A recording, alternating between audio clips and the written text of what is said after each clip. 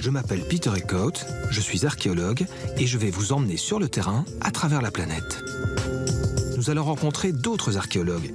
Nous suivrons ensemble leurs enquêtes et leurs plus récentes découvertes. Un grand voyage à travers le temps et l'histoire.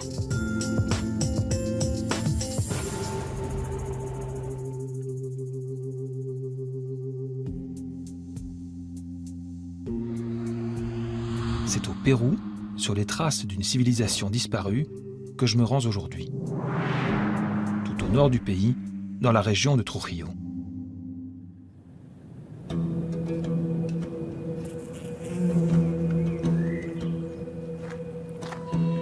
Ici, au pied de la cordillère des Andes, se trouve l'un des déserts les plus arides du globe.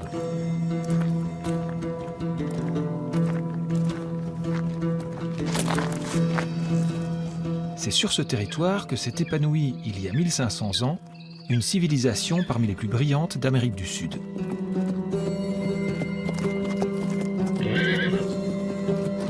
Entre le 2e et le 8e siècle, elle a apprivoisé ce désert et bâti ici d'immenses pyramides, les Huacas.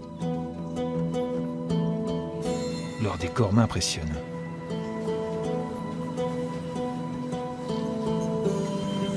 On connaît peu cette civilisation, tombée dans l'oubli bien avant la conquête espagnole. Elle était pourtant aussi brillante que celle des Incas ou des Mayas. Ce peuple étonnant, c'est celui des Mochicas. On les appelle aussi les Moches.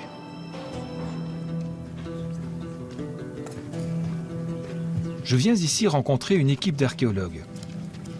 Ils sont en train de percer le secret de la disparition des Mochicas, l'une des énigmes les plus tenaces de l'archéologie contemporaine.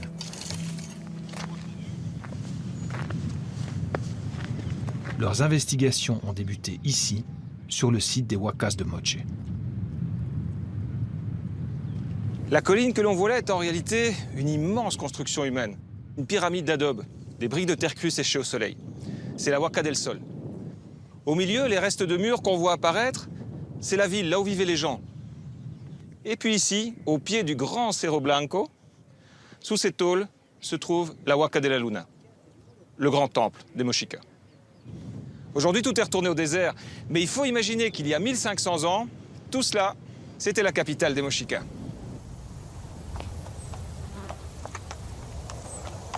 L'enquête sur l'étrange disparition des Mochicas, c'est mon ami, l'archéologue péruvien Santiago Uceda, qui la mène depuis plus de 20 ans. Santiago, toi qui travailles depuis si longtemps sur ce site, s'il y a bien une personne à qui on peut poser cette question, toujours un peu difficile, c'est toi. Qui étaient les Mochicas? Comment est-ce qu'on pourrait un petit peu les décrire, les définir? Bon, d'abord, c'est une civilisation qui n'a pas eu d'écriture, alors tout ce qu'on sait, c'est par l'archéologie. Alors, qui étaient les Mochicas? C'était une des civilisations les plus importantes, les plus brillantes de l'Amérique du Sud, parce qu'ils ont mis en place tous les bases de la civilisation dans l'Amérique latine. Alors, tu commences à voir, hein, d'abord, c'est l'agriculture avec les systèmes d'irrigation à un niveau de développement. Les grands travaux d'irrigation, les canaux, très complexes etc. déjà. La céramique avec les moulages, c'est les mots qui l'ont fait. La découverte de pas mal de techniques de métallurgie, tout ça, orfèvrerie, etc. C'est les mots qui l'ont développé à un niveau très élevé. On a parfois comparé les Mochicas aux Grecs, t'es d'accord avec ça? Oui, je crois que de la mesure que les Grecs, ils ont mis la base de la civilisation occidentale, les Mochicas l'ont fait de la même façon. Et comme les Grecs, les Mochicas maîtrisaient l'architecture monumentale. Ce peuple d'agriculteurs, de pêcheurs et d'artisans a édifié des temples somptueux, comme la Huaca de la Luna, le temple de la Lune. C'était un bâtiment religieux. Sur sa façade, des araignées géantes,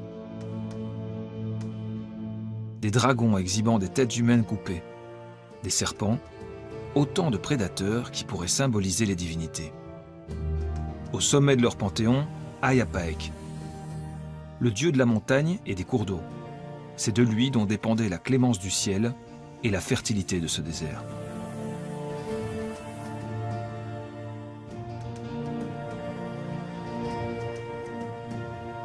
En face, la Huaca del Sol, le temple du soleil.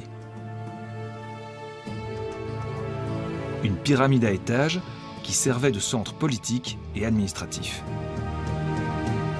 À son apogée, la cité comptait au moins 20 000 habitants.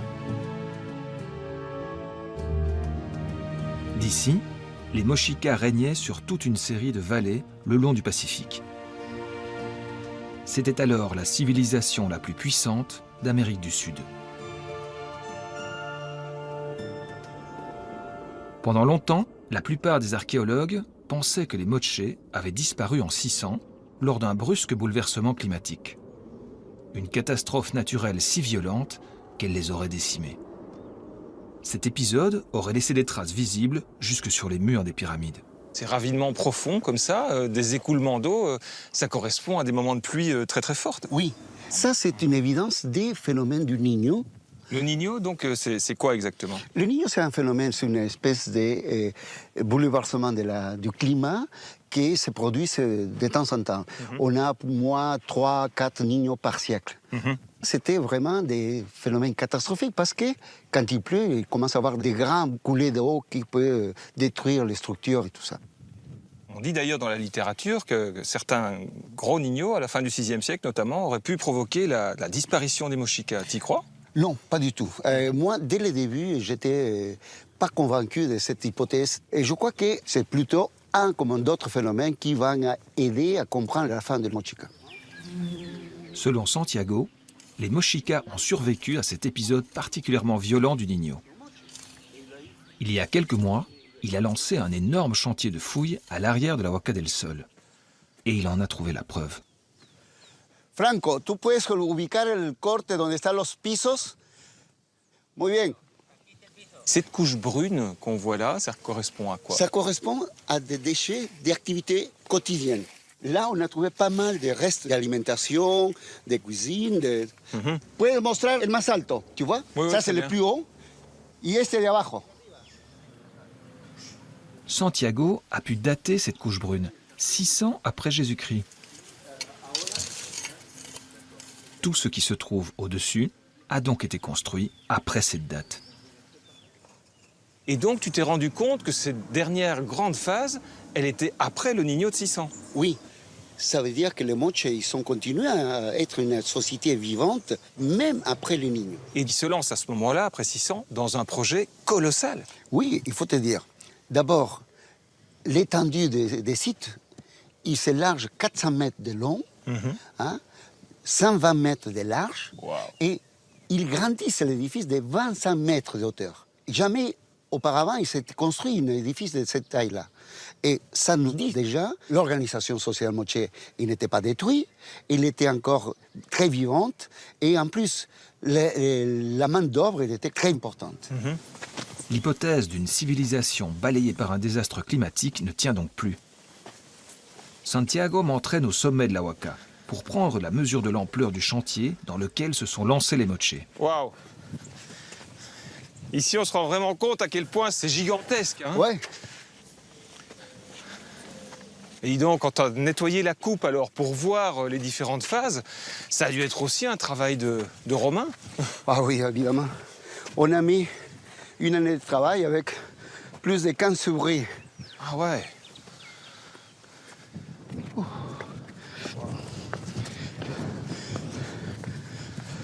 Tu vois, on est dans la section sud, Oui. qui fait partie de la dernière phase de construction. Santiago, je suis vraiment impressionné. Hein. C'est immense, hein, vraiment immense. Bon, il y a encore de ces côtés, du côté oriental, on voit la façade presque intacte. Et là, on voit l'ampleur de l'édifice. Par sa volume et sa taille, à l'époque finale de Moche, il était le monument le plus grandiose et plus volumineux de l'Amérique latine.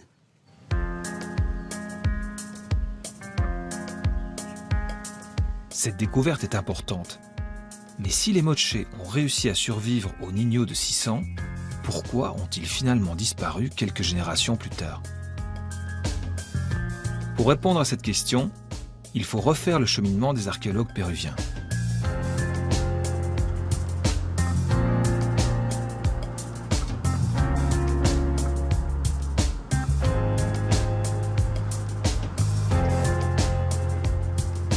Je repars là où tout a commencé, il y a 25 ans, à 300 km au nord.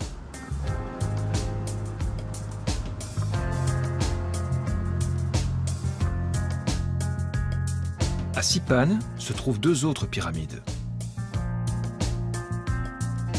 C'est à leurs pieds que des archéologues ont trouvé la clé qui leur a permis de pénétrer le monde des Mochica et de comprendre leur organisation politique et religieuse. Dans ce paysage lunaire, une découverte sans précédent a changé à jamais notre compréhension de la civilisation moche.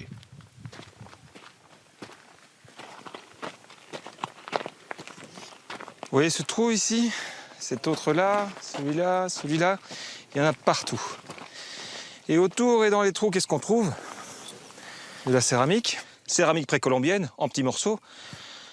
Ce sont des trous de pilleurs, les huaqueros, ceux qui sévissent dans le pays depuis la conquête espagnole et encore jusqu'à nos jours. Pour beaucoup d'argent, le pillage des antiquités représente le 3e revenu illégal le plus important au monde après les armes et la drogue. Faut pas l'oublier. Paradoxalement, les huaqueros ont mené Walter Alva, l'archéologue péruvien, à l'une des plus importantes découvertes de ces dernières années, la tombe du seigneur de Sipan. Tous les archéologues connaissent cette histoire. Elle date de 1987. Des milliers de tombes sont dévastées. Les pilleurs font rage.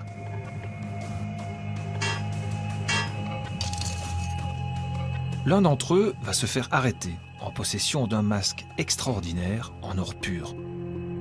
Il est remis à l'archéologue péruvien Walter Alva. Ce dernier fait déloger les pilleurs et entreprend une fouille d'urgence dans l'espoir de sauver ce qui peut encore l'être. Ses efforts sont récompensés. Sous le niveau de la tombe pillée, une autre apparaît bientôt, totalement intacte. Sous le toit du tombeau, c'est d'abord un premier ornement qui apparaît. Une imposante boucle d'oreille, incroyablement ouvragée.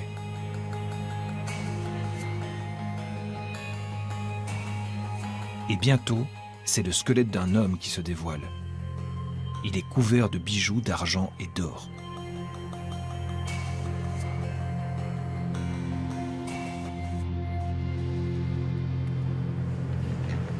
Je vais à la rencontre de Walter Alva, au musée où a été reconstituée la tombe complète.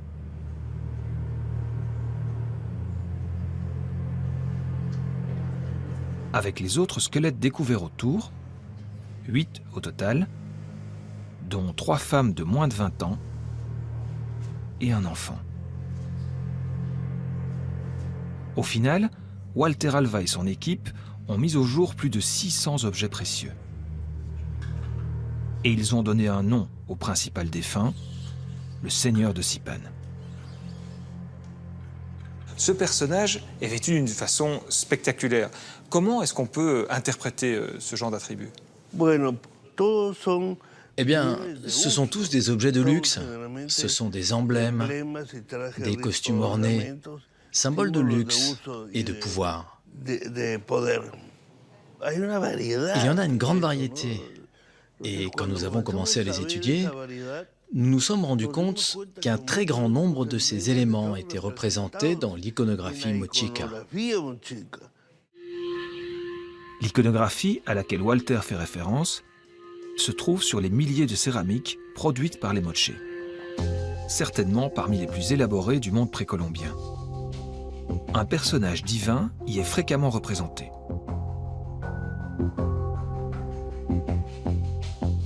Les archéologues ont retrouvé dans la tombe du seigneur de Sipan les mêmes imposantes boucles d'oreilles que ce personnage. Une parure en métal identique. Ou encore cette couronne semi-circulaire en or massif. Ils en ont déduit qu'il existait une noblesse mochica qui incarnait les divinités en se parant de leurs attributs d'une richesse fabuleuse.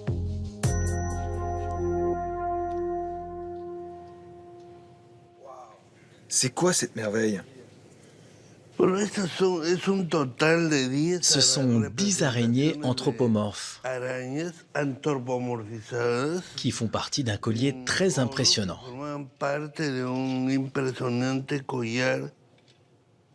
Quand on regarde comme ça, c'est une araignée. Et comme ceci, c'est le visage d'un personnage.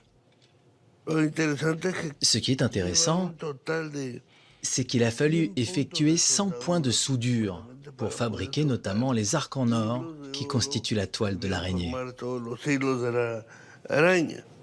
Techniquement, ces objets sont incroyablement perfectionnés. Ça signifie que les mochés maîtrisaient toutes les techniques de la joaillerie et de la métallurgie.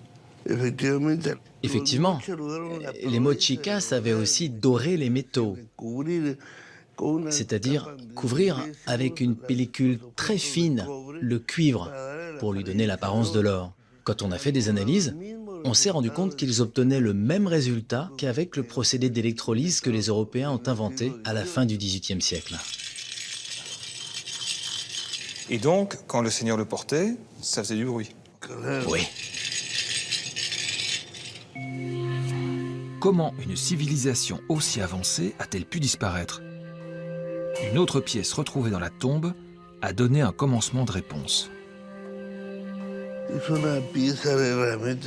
C'est un objet extraordinaire, le symbole maximum du pouvoir. C'est le sceptre du Seigneur. Ici, il y a une représentation, un relief, où l'on voit un chef militaire, richement vêtu, dominé avec une massue un prisonnier. Et on voit qu'il le tient par les cheveux.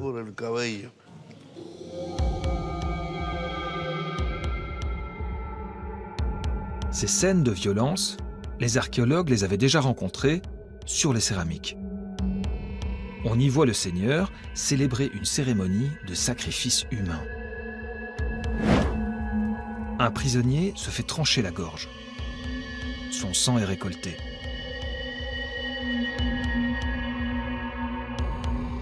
Il passe ensuite entre les mains des prêtres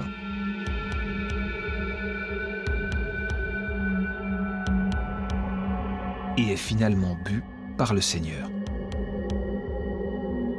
Est-ce un mythe ou une réalité? La réponse va venir des Huacas de Moche, le site de Santiago. En 1995 et en 2000, 2 charniers sont découverts dans le Temple de la Lune. Des dizaines de corps entiers et d'autres démembrés sont mis au jour. Il s'agit d'hommes âgés de 12 à 39 ans.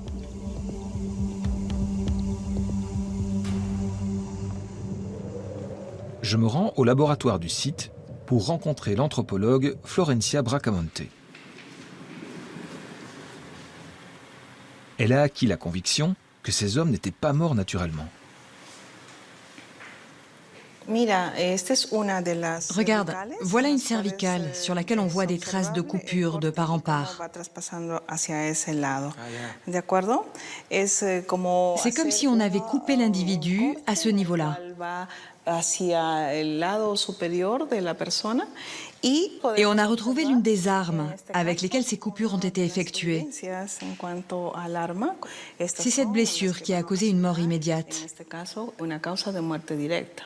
Oui, parce que c'est la vertèbre cervicale. Oui, c'est une cervicale, coupée à ce niveau-là. Ceci implique que l'un des bourreaux tirait la tête en arrière par les cheveux,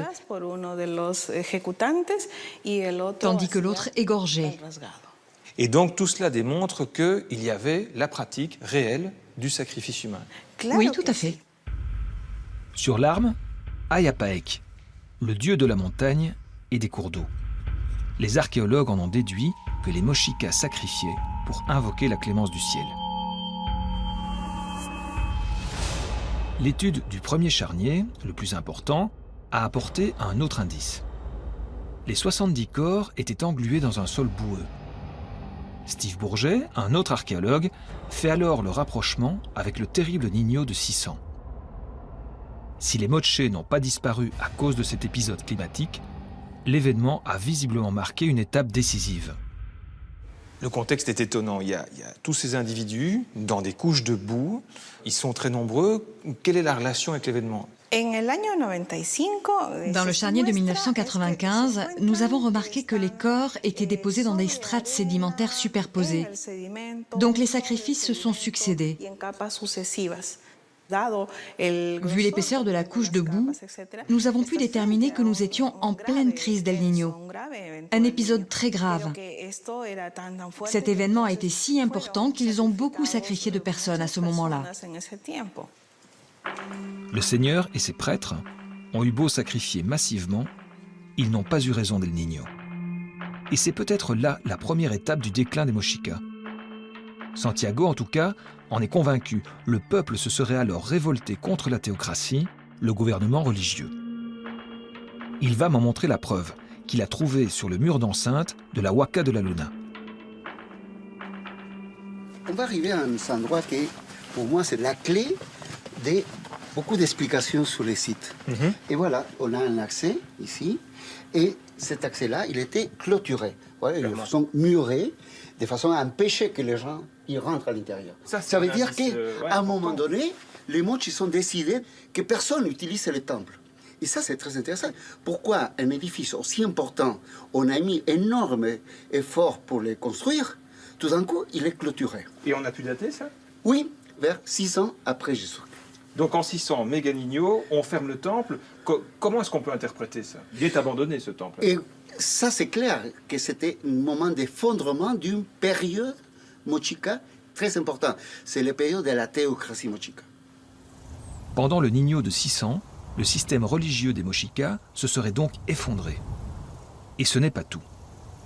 Il y a quelques mois, ici, dans la zone urbaine où vivait le peuple, a eu lieu une nouvelle découverte, datée de la même époque. Il s'agit de ces étonnantes griffes de félin, peut-être un blason porté sur un étendard.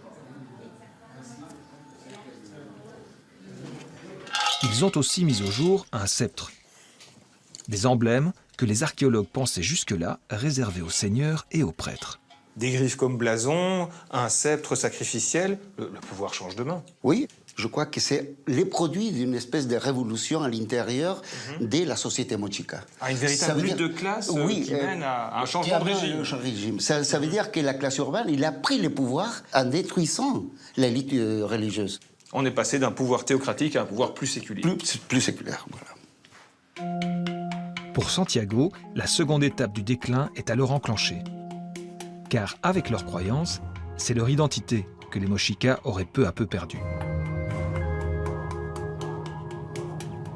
Florencia partage cette thèse. Elle vient d'étudier de nouveaux squelettes datés du 7e siècle et découverts en fouille il y a quelques mois.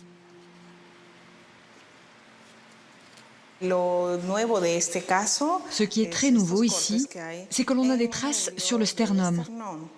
Ce sont des coupures très spécifiques. Ici, on voit qu'il a été découpé dans l'intention très claire d'arracher ou de manipuler le cœur.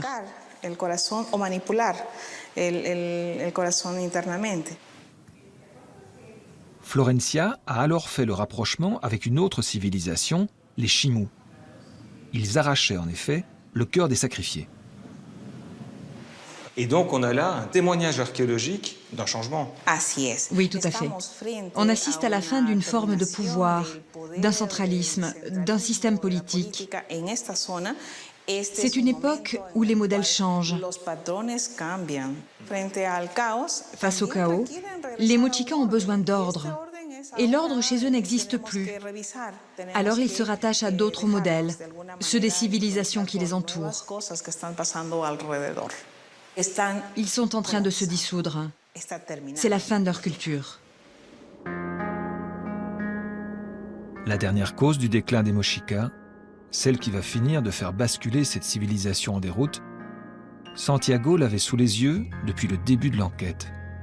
C'est la gigantesque Huaca del Sol. Il sait désormais qu'après avoir clôturé le temple de la Lune, symbole de leur ancien régime, les Mochicas se sont lancés à corps perdu dans l'agrandissement de la Huaca del Sol. Pour en faire peut-être le symbole de leur nouvelle société, moins religieuse, et plus civil.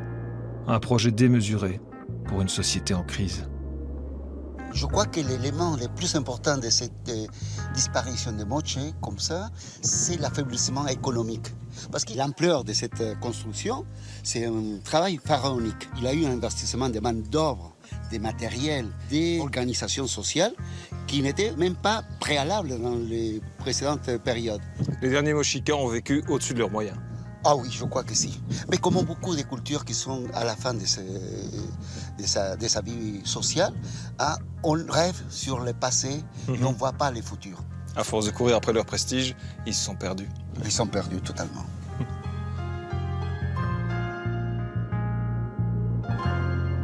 Le crépuscule des Mochicas va perdurer jusqu'au 8e siècle. Les archéologues perdent alors définitivement leurs traces.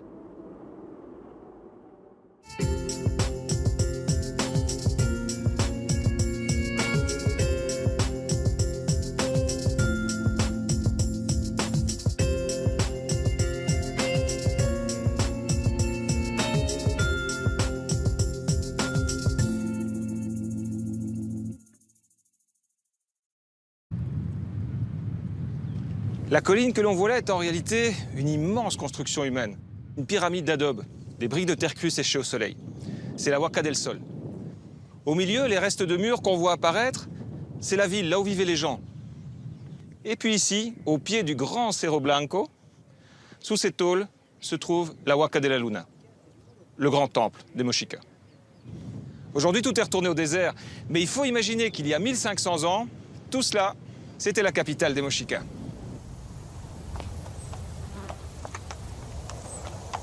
L'enquête sur l'étrange disparition des Mochicas, c'est mon ami, l'archéologue péruvien Santiago Uceda, qui la mène depuis plus de 20 ans.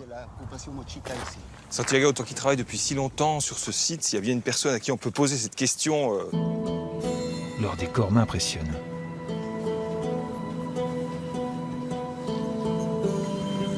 On connaît peu cette civilisation, tombée dans l'oubli bien avant la conquête espagnole.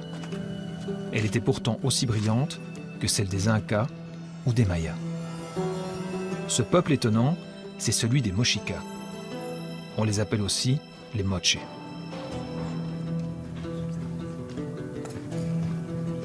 Je viens ici rencontrer une équipe d'archéologues. Ils sont en train de percer le secret de la disparition des Mochicas, l'une des énigmes les plus tenaces de l'archéologie contemporaine.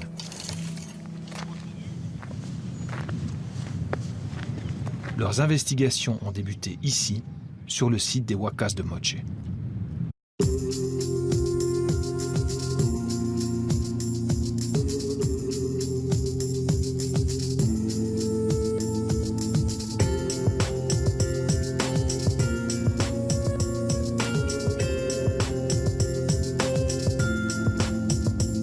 Je m'appelle Peter Eckhout, je suis archéologue et je vais vous emmener sur le terrain à travers la planète. Nous allons rencontrer d'autres archéologues. Nous suivrons ensemble leurs enquêtes et leurs plus récentes découvertes. Un grand voyage à travers le temps et l'histoire.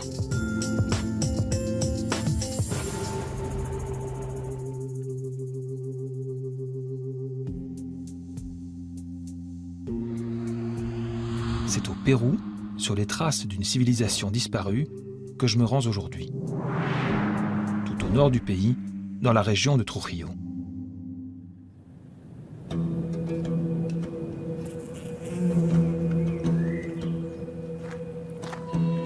Ici, au pied de la cordillère des Andes, se trouve l'un des déserts les plus arides du globe.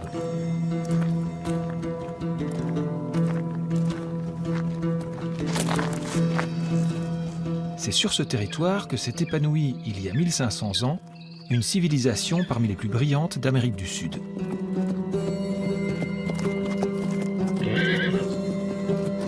Entre le 2e et le 8e siècle, elle a apprivoisé ce désert et bâti ici d'immenses pyramides, les Huacas.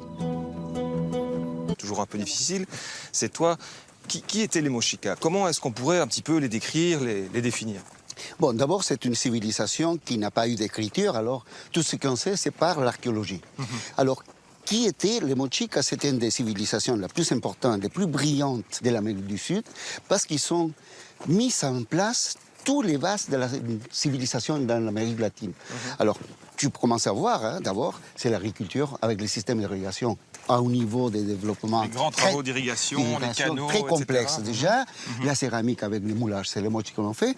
La découverte de pas mal de techniques de métallurgie, tout ça, orfèvrerie, etc. tout ça, c'est les motifs qui l'ont développé à un niveau très élevé. On a parfois comparé les mochikas aux Grecs, d'accord avec ça?